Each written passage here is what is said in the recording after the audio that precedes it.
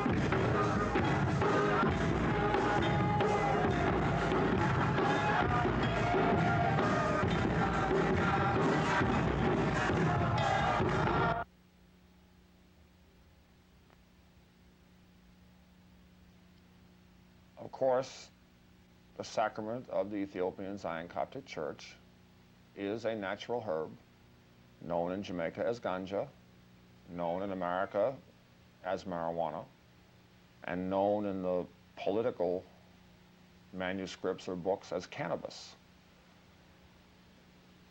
The people in Jamaica that are in the church, and practically all of the inhabitants of Jamaica, smoke ganja.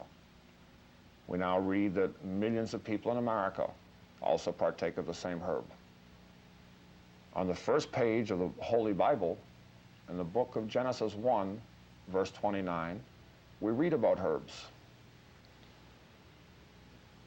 And God said, "Behold, I have given you every herb bearing seed, which is upon the face of all the earth, and every tree in the which is the fruit of a tree yielding seed, to you it will be for meat." Later on in the Bible, in the book of Isaiah, chapter 42, verses 1, 2, and 3, we find, "Behold my servant, whom I uphold, mine elect, in whom my soul delighteth. I have put my spirit upon him. He will bring forth judgment to the Gentiles. He will not cry, nor lift up, nor cause his voice to be heard in the street. A bruised reed will he not break, and the smoking flax will he not quench. He will bring forth judgment unto truth."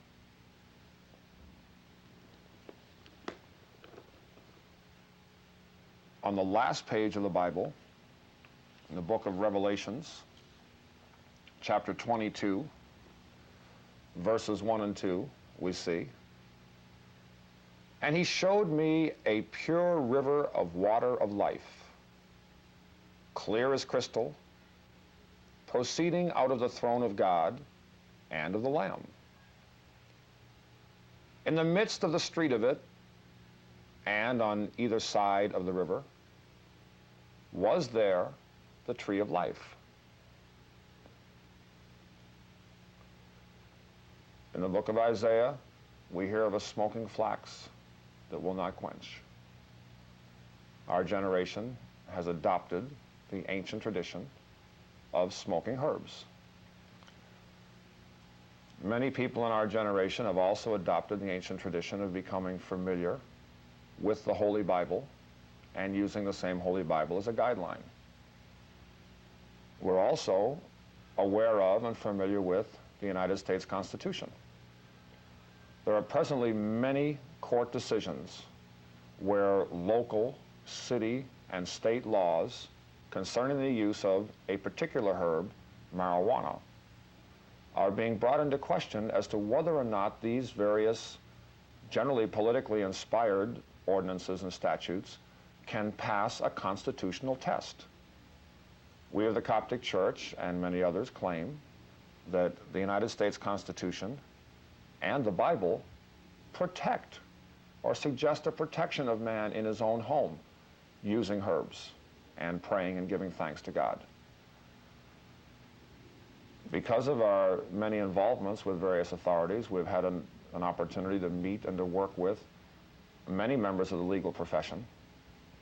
And I'd now like to show you a film of an interview taken earlier this year with a Mr. Michael Hatfield, a young Florida attorney who's made it his business to become particularly familiar with the marijuana situation in the courts of today.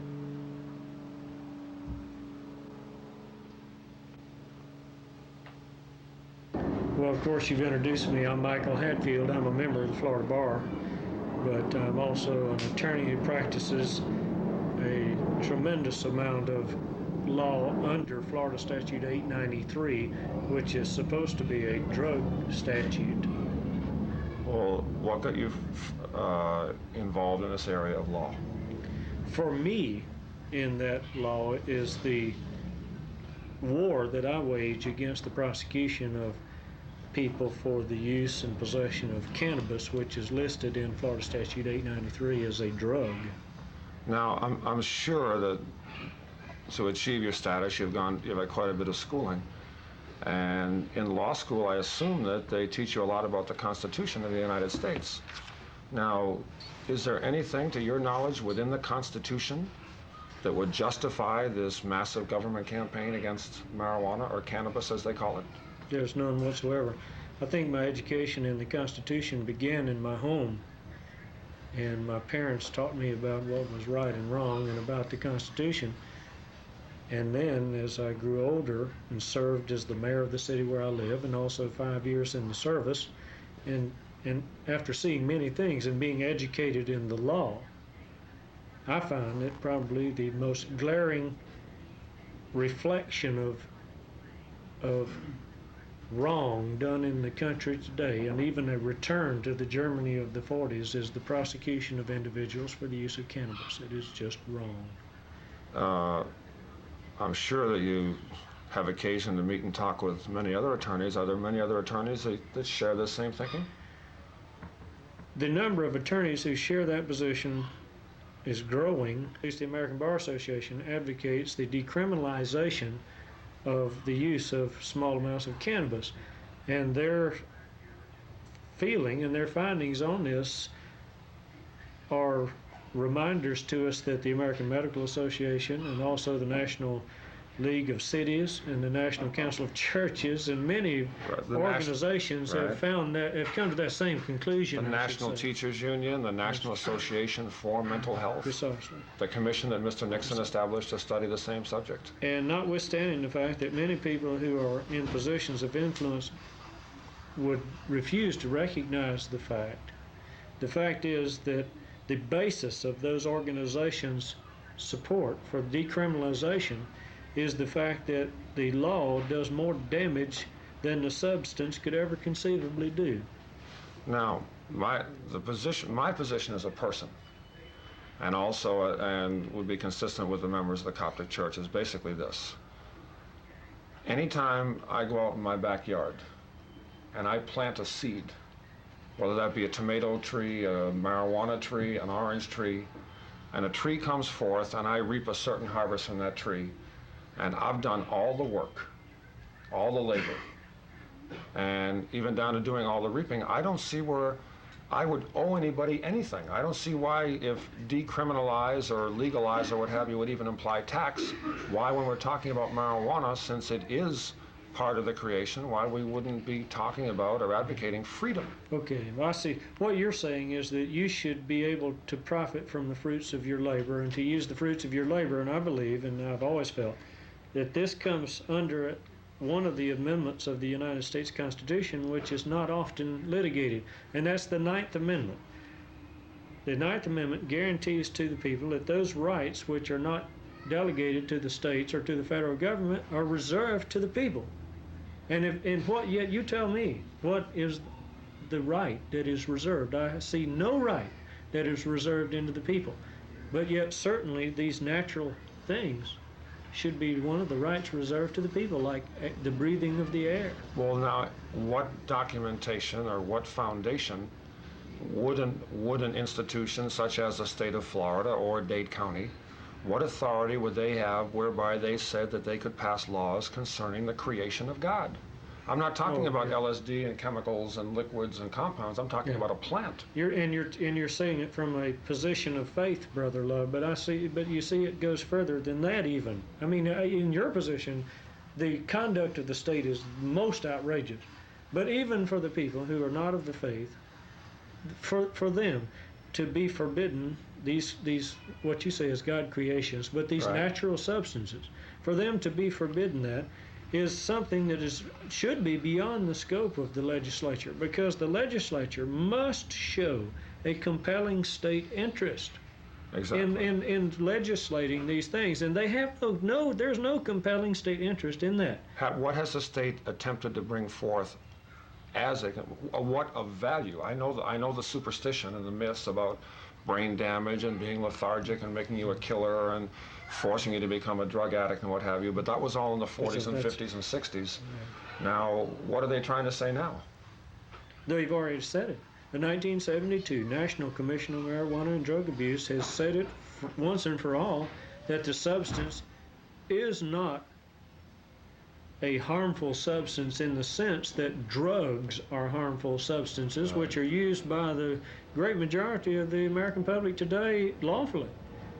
Well, what do you see now as the future, barring any immediate legislative change? What do you see as in the next year in the courts of Florida with the marijuana issue? And I'd like to have you answer that question, since it's been what I consider very hypocritically, but it has been brought forth in two different lights. There's a seeming trend toward minimizing on the smaller amounts and maximizing on the larger amounts. Yes. And this seems to be the philosophy that's been adopted by the state, and this is causing what you call the generation gap or believability gap to widen even more. My objection is not to small amounts or to large amounts. My objection is in the law itself. The government has no interest in their intervention in these creations that you say are these natural substances. I think that the public requires that the legislature pass laws that are in the best public interest. This is to get rid of the murderers or to deal with a thief. What the state has done is usurped their authority and twisted their authority into a class struggle. This is, don't be deceived by the fact that this is just an attack on your sacrament, which you've explained to me. This is an attack on you personally and on the people who use it. Not on the substance itself. It's a class war of people who use other substances against the people who use it. That's obvious by the fact that they don't put the marijuana in jail. They put the people in jail. They put the people So in jail. although they say the fight is against the marijuana, the fight is actually against the people. And they do this to people in jail to the tune of 400,000 approximately a year. Which brings me to this position. And as I said, I was drafted into the military during the Vietnam War and wound up serving 5 years. And my experiences with that and with the government have proved out to me that their interest in discipline is not an interest that we share in discipline to the faith of the Constitution or the faith of the God we trust as a nation. The only discipline that the government will respect is that discipline which tells you do as I say. You see, and it doesn't say do as the book says, or your book. It says you will do as I say. And the people then, when they enforce this thing, and it's been my experience as watching this closely, and the reason I fight against it so much, is the people who enforce this continuously hold up these statutes and say, this is my job. I've been told to do this. This is my duty. They don't hold up the Holy Bible, which is the true book of law, and also the law upon which our Constitution is based, you understand. They hold up the other law. They say this is our job. The man who I work for told me to do this. And they never realize that their excuse is the same defense that was used in Nuremberg. Right. And the men in Nuremberg were hanged by this government. Because that is not a defense. Some of them even say if they had their own choice, they wouldn't be doing it. Yeah, it's precisely what they tell me all the time. Now, we're talking about marijuana, which is a herb. The Bible also talks about herbs. The Bible doesn't talk about drugs. The Bible says on the first page in the book of Genesis, chapter 1, verse 29, and God said, behold, I have given you every herb bearing seed, which is upon the face of all the earth, and every tree in the which is the fruit of a tree yielding seed. To you it will be for meat. Yes. And then the 9th Amendment of the United States Constitution says that those rights not taken specifically by the state and federal government are reserved to the people. So you see, whether you're talking about the Bible or you're talking about the United States Constitution, you find a justification for the use of marijuana and other natural herbs. So long. And it is only the political device known as a certain statute where some set of politicians said, write down the word cannabis there, that could just as easily be erased by today's set of politicians and stop all of the suffering, the multi-million-dollar expense on individuals, and the billion-dollar expense upon the state of Florida. Exactly, because it is not in the best public interest to spend these monies and prosecute these people who, the end result is that they come out hating the system. Exactly. That is not in the best interest of this country. You can see from reasoning with Mr. Hatfield that he's aware of the Constitution, as are many young lawyers and also average people such as ourselves. The police claim that their power comes from the Constitution and from the government that supposedly is administering this Constitution. We say that the use of the police and the prison and the overall force of the state to bring great burdens upon individuals who are only asking to be free to use a natural herb in their own home, we say this is an unconstitutional application of the powers of the state. We're about to show you an example of such abuse of powers. The following film was taken on February 13th at Star Island, and it features the Miami Beach Police Department.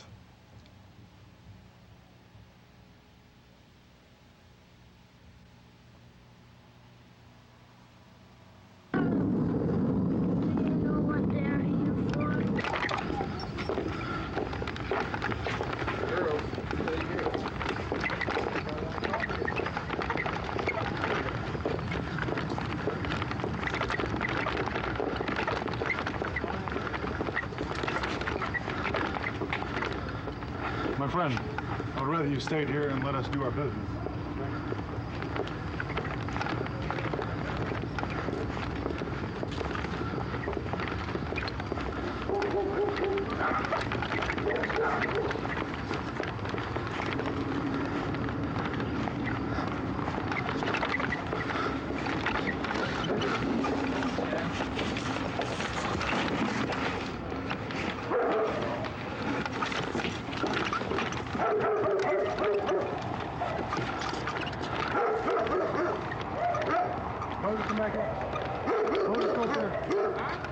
Still up there?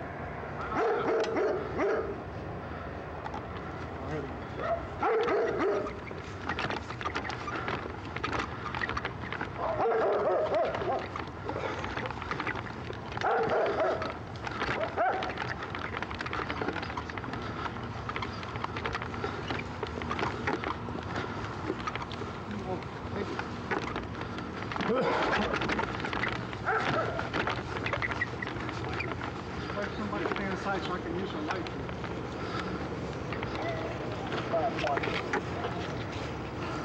You realize this is the sacrament of the church?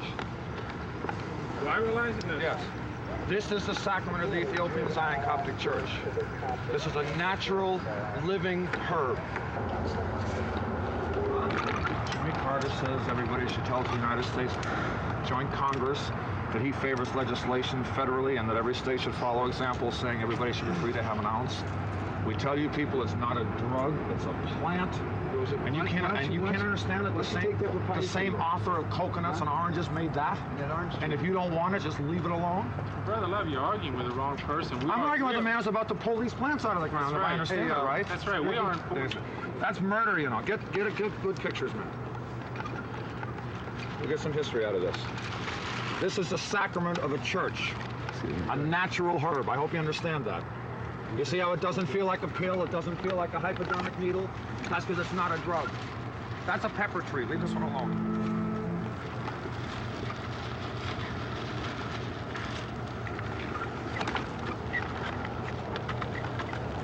Tell you what, you make some gross and healthy plants. I'll tell you something, you're mocking at a crime, you know.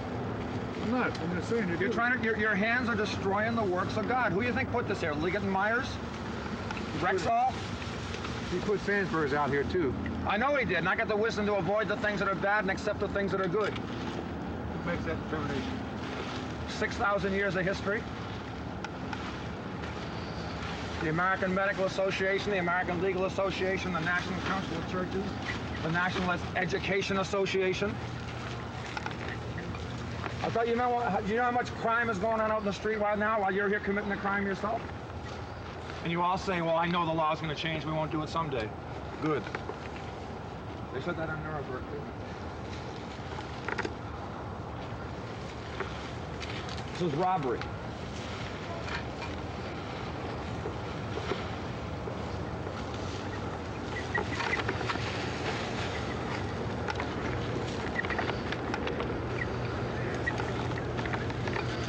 You gentlemen realize that we've stated this is our sacrament? Yes, take notice of that. You notice we're telling you it's our sacrament? Yes. Huh?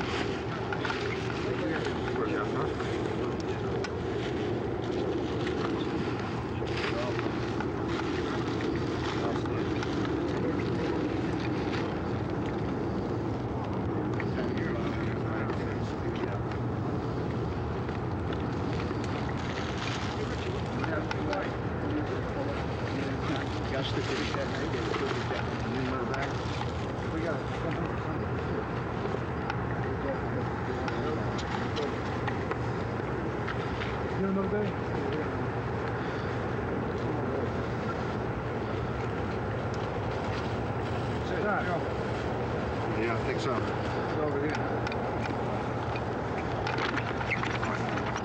Quick. Yeah. Like you're some big shot. And a whole generation of us know it, and you say you don't want a generation gap? Stop doing things like this. You want to know why there's a... They said in Nuremberg, man, who's going to stop saying that? Carter said Really? make it free. So What did we do? Carter that's making you do this? Who's that?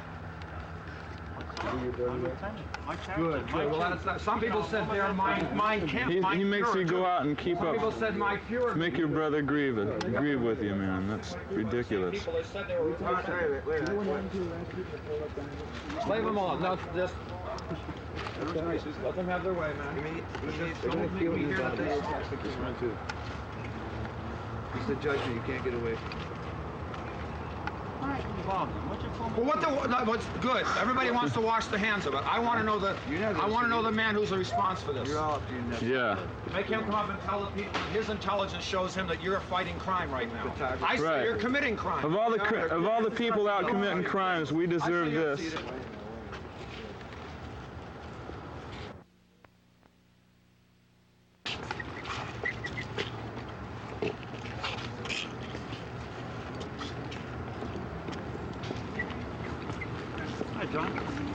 What's happening now?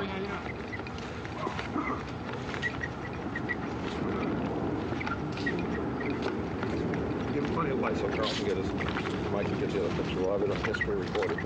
Let the generations see it.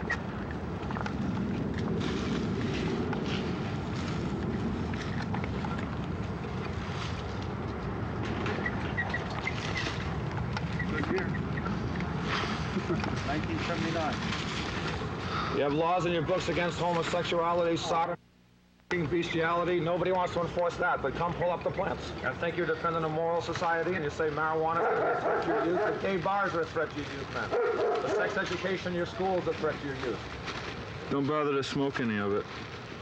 I don't want to hear nothing called police smoke this, man.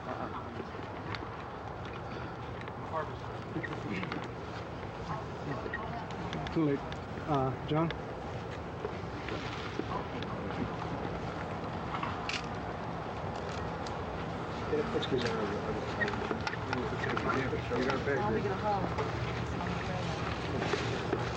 Sergeant Brotto said if he had his way, it'd be free. Talk to the legislator, my man. But I did that, so how come this hasn't stopped? I went before the legislature. What more can I do? We went before the court. We went before the legislator. What do you want us to do? I really can't tell you, but until it's legalized. Well, what are we supposed to do, man? You say the legislator, I went there. order was signed, it depicted certain things that I'm sure your attorney made you fully aware of. Yes, and one of them said the Ethiopian Zion Coptic Church is a church within the meaning of the First Amendment of the United States Constitution, and you've come and robbed our sacrament again. What's going on? In other words, Listen, what's happening right now is a comedy of errors. You've got a bunch of men calling themselves policemen who are all saying, listen, I don't want to be doing this. The state attorney made me do it. Well, I want to say plainly to the people of America, what your tax dollars are paying for right now in Miami Beach is not to fight crime. It's to come over to Star Island at about 11 o'clock at night and pull up little 1 and 2 and 3 and 4 inch tall marijuana plants. The Sacramento property of the Ethiopian Zion Coptic Church. The police have acknowledged that they're aware of that. They say they wish they didn't have to do it, yet the blood is on their hands. Well, you believe it even could be possible or not, I'm telling you that. Well, the same God that made them, I bet you like oranges too. And I bet you know to stay away from poison ivy when you see it, so you should be able to discern the things that are good from you from the things that are bad from you. If you thought that way. Really, man? You see, you read the papers and they say 100 million people smoke. That means 100 million people are looking at you gentlemen right here saying, when are they going to learn? Remove numerous plants. What kind of plants? That's to be determined. Can you put down the word herb? That's to be Can you determined. put down the word herb plants or marijuana plants or ganja plants? Green plants. Huh? How about green plants? Green plants, living plants. Living green herb plants, or some combination thereof. Green living plants. That's my copy. Right. You can see with all these lights. Okay, thank you.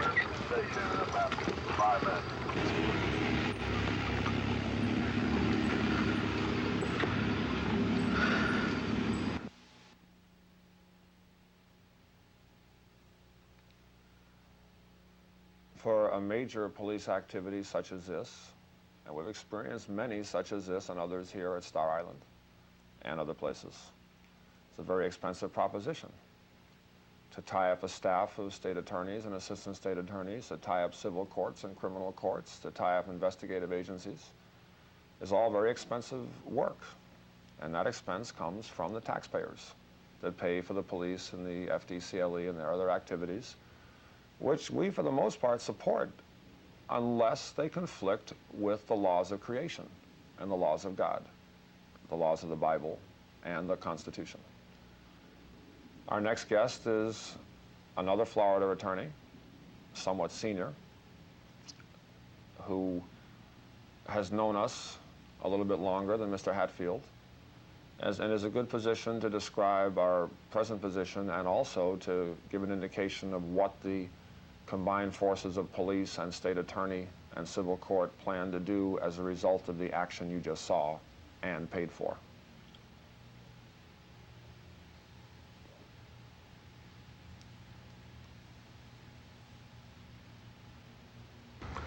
Now I'd like to introduce to you our next guest, a Miami attorney, Mr. Richard R. Booth.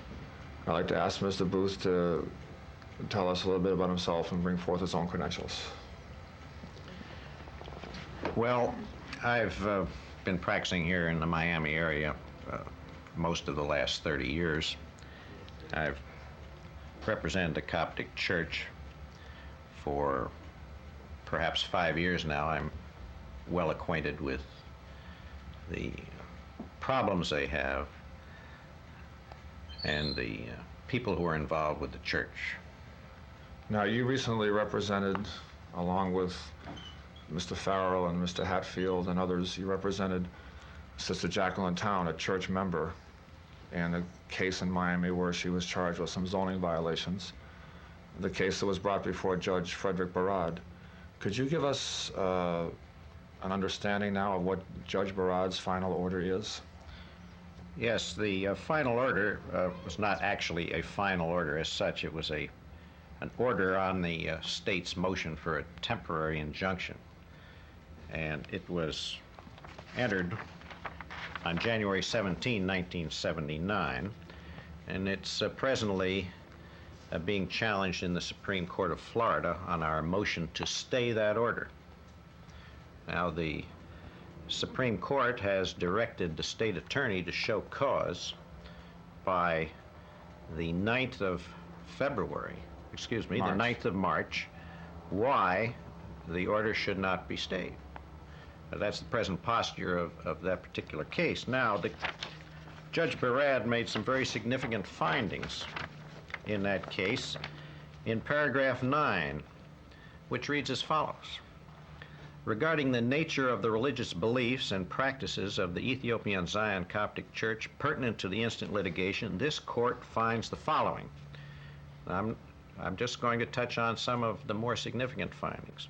B, cannabis is smoked as the mystical body and blood of Jesus, serves to permit a member of the faith to go deeper within his consciousness to see everything that he has done wrong, serves to permit a member to find a spirit of love, unity, and justice within himself, so as to enable that member to convey such to others, serves to open a member's moral equilibrium to plant the seed of unfaltering righteousness, and to allow a member to see and know that God is a man, serves to bring a member closer to God and to the divine communication of the living God, and serves as a remembrance of God. Judge Barad went on to find also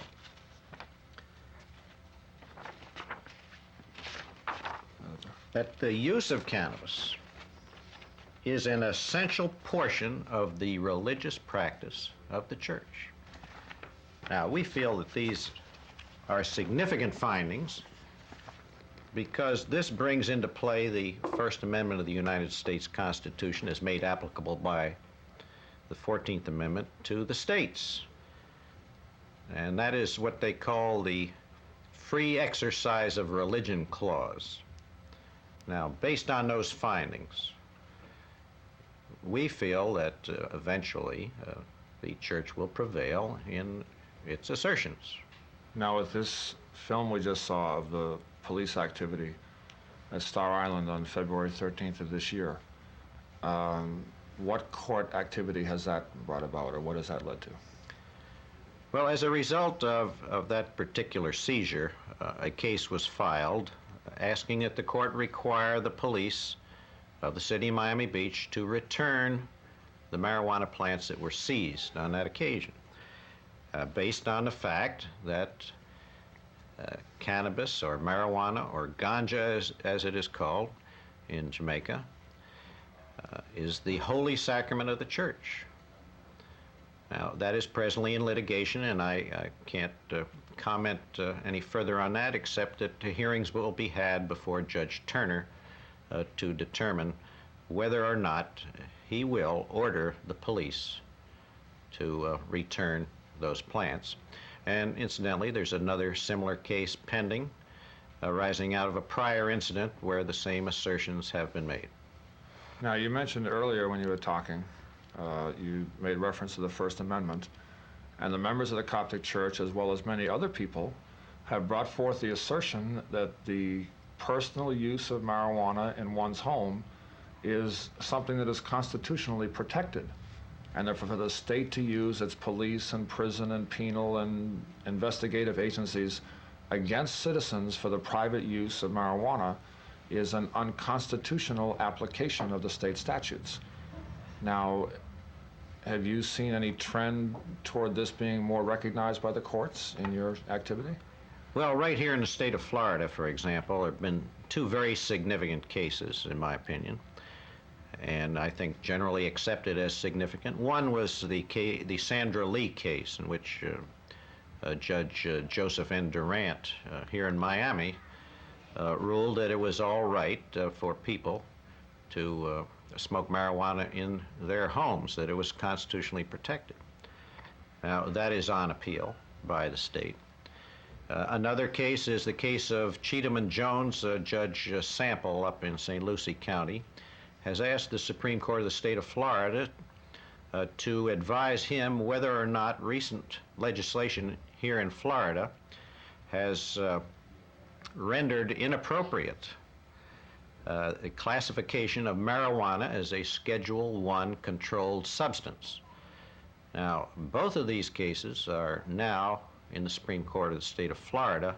They're very significant, And depending on how the Supreme Court rules, the question may or may not be resolved in line with the thinking of a great number of Americans. There's one thing that we've found in our court experience is that despite all of the new knowledge that's coming forth concerning the medical values of the herb and the known historical knowledge of the spiritual use of the herb for many different centuries, the state still seems to automatically assume an adversary position toward any type of court activity or decision that would favor the free use of the herb. And it comes to me like this is what's blocking the progress now is these people who are in the various offices who, if they were even would assume a neutral position, great progress could be made. But as long as court activities are based on the state automatically taking an adversary position and trying to put people in jail as a result of the activity, it's going to be hard to make progress under those circumstances. Well, you see, when you take the position of a state prosecutor, for example, his duty is to enforce the laws that are on the books. It is the duty of the legislature to reflect the feeling of the public and change the laws.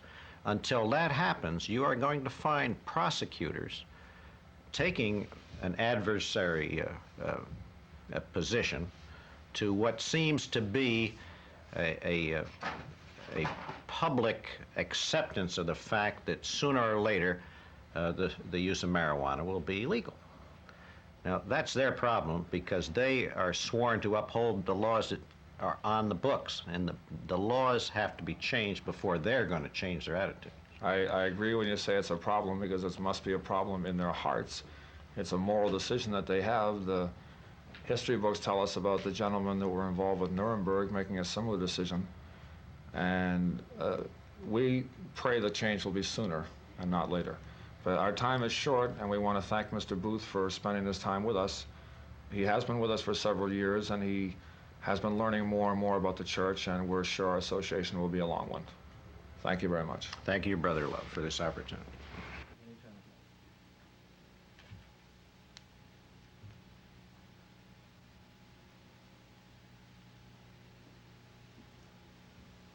In future programs, we will be talking about the law of God frequently. Our source will be the Holy Bible. We will be discussing the laws of the land, and we will be reflecting on constitutional matters. And we will be discussing our position in our homes and in our community. The one right that we reserve to ourselves, above all, and that we extend to every man who God ever made, is the right to pray. The form of the prayer of the Ethiopian Zion Coptic Church has not changed for 6,000 years. It consists of man, women, and children chanting together, following the lead of one of the priests or one of the brothers within the congregation, all the while partaking of a very natural herb that's found grown all over the earth, and finding the combination of the heartfelt prayer, the sincere daily dedication to the prayer, and the communal, conscious, knowledgeable use of the ganja mixed with tobacco, that we have achieved a harmony that has encompassed black, white, and man of all races. As you will see in the next film, which is a film of holy chant filmed in Jamaica.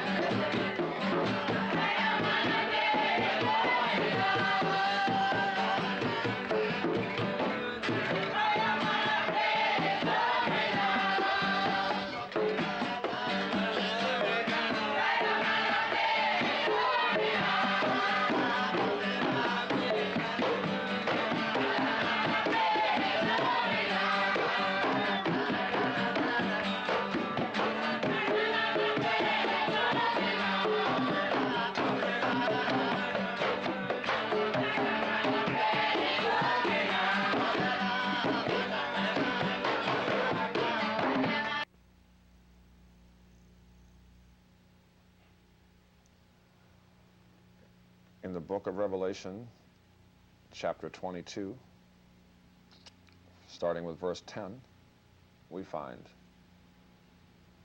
"And he saith unto me, Seal not the sayings of the prophecy of this book, for the time is at hand. He that is unjust, let him be unjust still. And he which is filthy, let him be filthy still. And he that is righteous, let him be righteous still. And he that is holy, let him be holy still. And behold, I come quickly, and my reward is with me, to give every man according as his works will be. I am Alpha and Omega, the beginning and the end, the first in the life of man. Blessed are they that do his commandments, that they may have right to the tree of life and may enter in through the gates into the city." We have entered into the joyful Coptic Christian city. We're using this opportunity to give you the understanding of what it is we have adopted. What is the Ethiopian Zion Coptic Church? We also have great pleasure in preparing and making available to you, free of any charge and also free from any form of advertising or solicitation of any kind, the periodical Coptic Times, which can be obtained by writing to us. There are entry blanks that will be showing up in the Miami Herald and in the Miami Beach Sun Reporter. We also have a telephone number where you can reach us for any questions concerning the Coptic faith or concerning letters to the editor for the newspaper or concerning a subscription to the newspaper. We pray that you'll join us again next week. We want to take you back now to the Coptic city in Jamaica, to the prayers and the rejoicing of the Ethiopian Zion Coptic Church. Love and peace.